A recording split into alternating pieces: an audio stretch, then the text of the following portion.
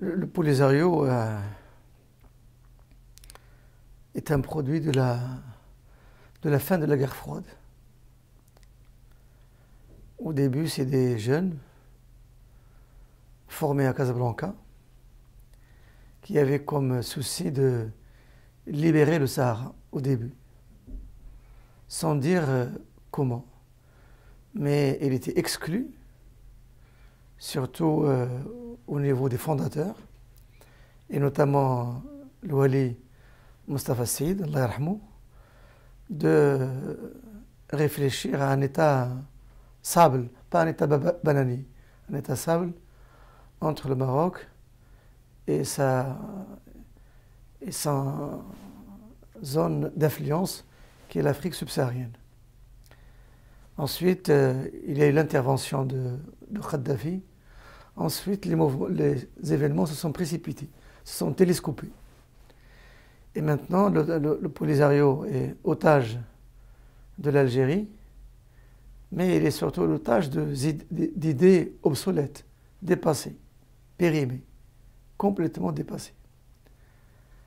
Je pense que notre pays, en offrant un plan d'autonomie large,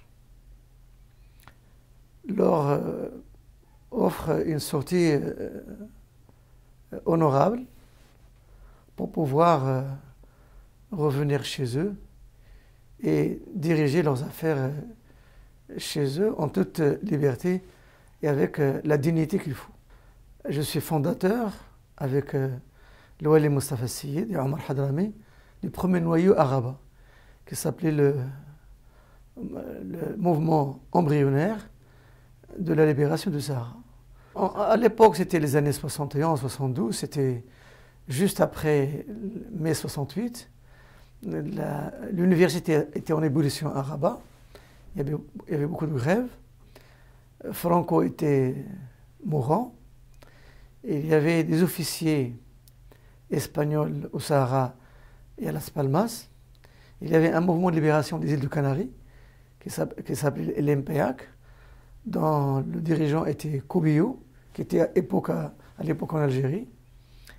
Il y avait les Hommes Bleus de Mouha, et donc un groupe de jeunes dont l'oisiveté la plus complète pendant les grèves de Rabat.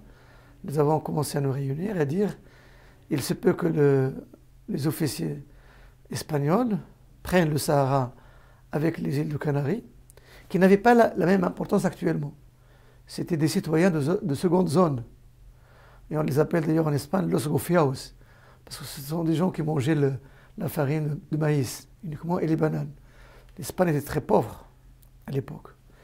Et donc on avait peur qu'il y ait une Rhodésie au sud du Sahara. Et on a commencé à travailler ensemble. On a présenté un mémorandum au gouvernement marocain, à Bastari, Allah yarhamou, à l'époque. Mais on ne nous a pas écoutés, nous étions très jeunes, entre 18 et 20 ans. Et nous avons continué, il y avait beaucoup de manifestations, notamment à Tantan, parce qu'à l'époque, la frontière avec le Sahara était ouverte 2 jours par semaine. Et les touristes passaient de Tantan vers Tarfaya, vers le Crochet. Et à l'époque, le voyage entre Goulimine et Tantan durait 1 journée en camion. Il n'y avait pas de route.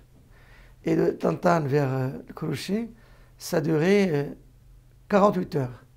Et on passait la nuit dans des dunes de sable. Et donc la situation était très difficile. Et ce mouvement de Tantan était complètement écrasé par l'administration. Et il faut dire que la première banderole comportait Ma'al Hassan, nous harrirul watan, écrite par l'Wali en personne. Mais évidemment, on a rencontré n'importe quoi au service central de Rabat. Et ce mouvement a été complètement écrasé. Puis un deuxième mouvement que j'ai dirigé moi-même à Tantan pour pouvoir libérer ceux qui étaient en prison avant moi, y compris Omar Hadrami qui est revenu. Et ensuite, les événements se sont précipités. Le Wali est allé en Belgique, ici. Ensuite, il est allé en Libye. Il a rejoint les opposants marocains du Nord, le Frère El-Basri, qui l'ont présenté, je ne sais pas, je pense, aux Libyens, particulièrement à Kadhafi. Et ensuite, je suis allé les chercher moi-même au nord de la Mauritanie. Je ne savais pas qu'ils étaient déjà entre les mains de la Libye. J'ai rencontré Omar Hadrami et Abdelaziz dans une prison mauritanienne, à Zouérat. J'ai passé quand même avec eux une semaine et puis je suis rentré. Et j'ai continué à Rabat et ils sont restés là-bas.